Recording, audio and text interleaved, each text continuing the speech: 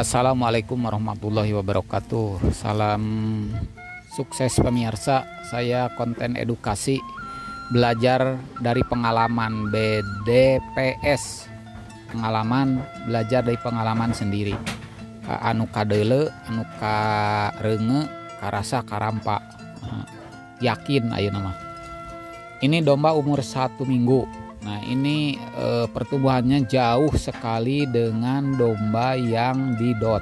Jadi konten kali ini adalah perbedaan cempe atau anak domba antara yang dikasih susu pengganti atau didot dengan yang diasuh oleh induknya atau disusui langsung sendiri oleh induknya. Perbedaannya sangat jauh. Jadi kasih sayang dalam mengurus anaknya antara manusia dengan diurus dengan hewan induknya sendiri itu jauh. Geten beda.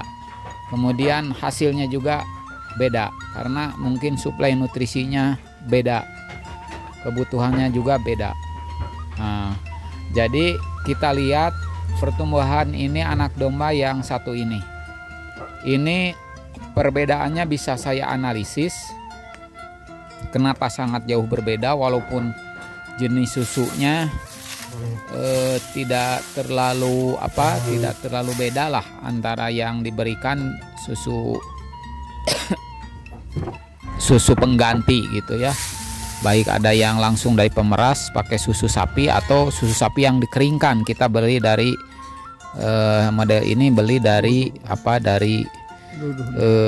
susu formula yang di supermarket pakai SGM 0, balelol pisan 0 sampai 6 bulan.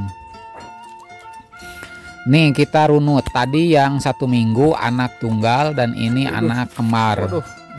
Anak sepasang umur sama 1 minggu tapi perbedaannya jauh pertumbuhannya. Ini pada umur 1 minggu sudah kelihatan begini.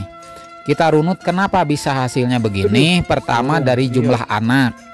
Jumlah anak yang tadi yang putih anak tunggal, anak pertama.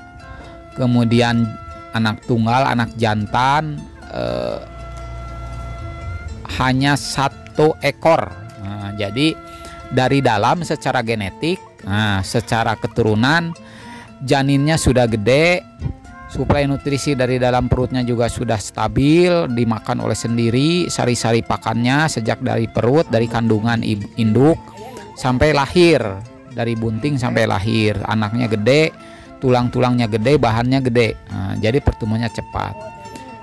Kemudian sedangkan ini yang 2 ini yang umur 1 minggu ini, anaknya 3 ini, janinnya 3, yang 1 mati, yang 2 ini hidup. Kemudian suplai nutrisinya dari dalam juga dari perut induk sudah dibagi-bagi. Kemudian setelah keluar tidak diurus oleh induk, jadi suplainya dari luar pakai susu pengganti. 1. Yang kedua, kenapa berbeda? Ini umur 1 bulan sekarang. Tadi umur 1 minggu, sekarang umur 1 bulan. Ini 1 bulan sudah keluar tanduk, badan gede, bonyok, tulang-tulang gede. Yang itu kecil. Belum keluar tanduk si damar wulan yang 2 dan pertumbuhannya tidak maksimal, tanduk juga belum keluar. Yang kedua mungkin karena faktor kedua nutrisi. Nah, suplai nutrisi kalau ini dari induknya langsung banyak kolesterolnya. Dari hari pertama lahir sampai hari ke-7 itu kolesterol semuanya terserap oleh anaknya. Kalau ini tidak. Jadi nutrisinya berbeda, jadi kebutuhannya juga berbeda, takarannya berbeda karena diasuh oleh induk. Induk tahu kapan waktu dia pingin nyusu. Kalau ini kan harus minta dulu susu kepada kita karena susunya pakai susu pengganti. Yang ketiga mungkin yang disusui ini juga termasuk faktor susu penggantinya kurang bagus, misalkan takarannya, misalkan jenisnya, karena jenisnya antara susu yang diperas langsung dari indukan sapi kemudian diberikan secara langsung dengan yang sudah sterilisasi di pabrik dibubukan jadi susu bubuk dengan bahan kimia pengawet dan lain sebagainya, mungkin ada pengaruhnya kepada pertumbuhan. Apalagi takarannya Kita juga kan ya seadanya lah karena ngirit biaya gitu ya. Cuma 4 atau sampai 5-6 sendok takar untuk 1 dot.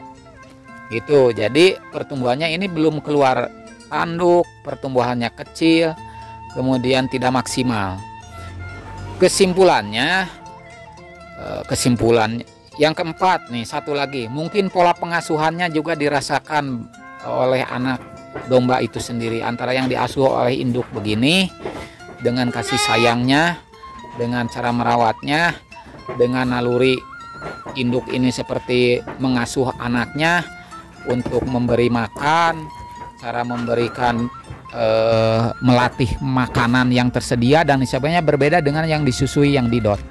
Nah, kesimpulannya domba yang disusui oleh induknya itu tetap lebih bagus daripada yang didot atau yang pakai susu pengganti. Begitu pemirsa. Yang penting yang pakai susu pengganti itu menyelamatkan nyawanya saja kita, asal bisa hidup aja. Lumayan kerdengen sanggung, walaupun keturunannya bagus tidak maksimal ya, faktor perawatan di luar itu sangat menunjang untuk pertumbuhan.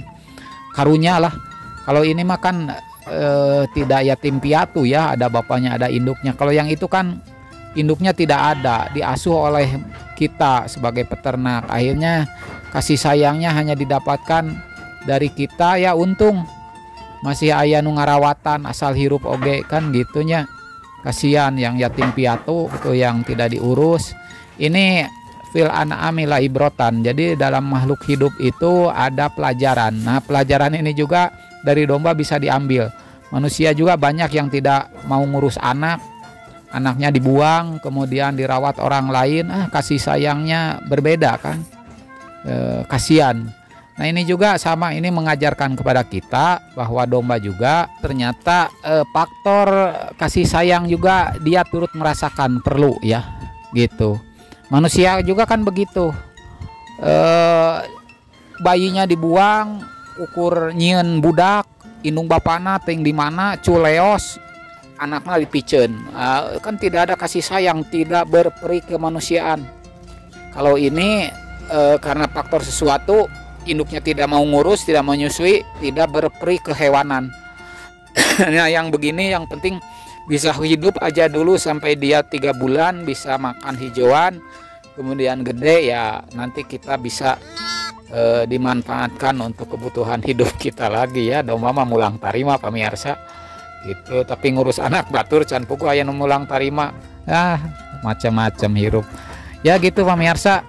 Ini saya menyampaikan ini sebagai pelajaran bahwa hasil pengalaman dari mengurus anak pada usia 1 bulan antara yang disusui dengan oleh induknya langsung, mau 1 mau 2, apalagi ini 1, atau yang diurus oleh kita dengan susu pengganti, ternyata perbedaannya jauh sekali. Salam ngarit, salam beternak, mengajak ternak, tetap semangat, salam sukses, wassalamualaikum warahmatullahi wabarakatuh.